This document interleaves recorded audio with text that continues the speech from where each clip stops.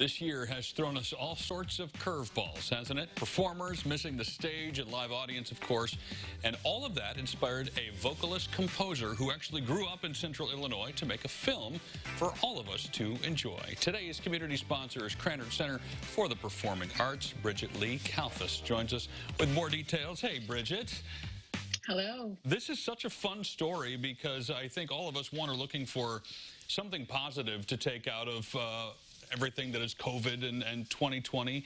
And a girl who grew up here locally has found a really cool way to do that.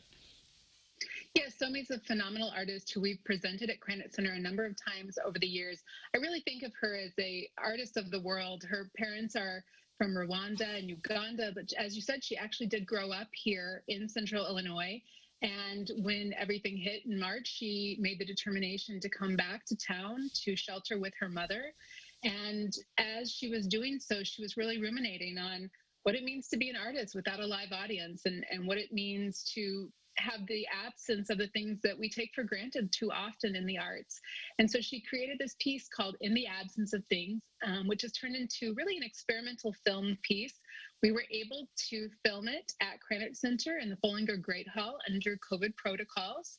And we're really excited to partner with the Baryshnikov Arts Center and Arts Emerson, as well as the National Black Theater, to present the exclusive first look at this piece on Tuesday, December 1st. That'll be a free event where we will be streaming the film, and there'll also be a conversation that will follow that will feature Somi, the film's director, Mariona Loretta, and then she'll also be joined by the Obie Award-winning artistic director of the National Black Theater, Jonathan McCrory, to talk about the meaning of the film, the collaborators and how they collaborated during this creative process, and also those larger issues around the role of Black artists, both now and during the time of COVID and beyond. For those who are curious sort of what they'll be getting when they check this out, is this primarily music? Is it acting? Is it a monologue? What kind of things go into this film, and what will we be seeing when we check out the first look? Yeah, it's a very short piece, probably under 15 minutes completed, and it is very much vocally based. Somi, when she has performed at Krannert Center in the past, has primarily done her vocal work, which is extraordinary. Her music is such a gift. Her voice is so singular in her abilities, and so I think people will be feeling what they're used to getting from her. In particular, she's using the content from her most recent live album, which is called Holy Room. And so that will be mixed with sort of film excerpts, sort of an environmental feel to it, ambient kind of feel. So nothing that with like a strong narrative or something like that. It's really about experience the music and kind of create this environment. And this first look is completely free, as you mentioned, right?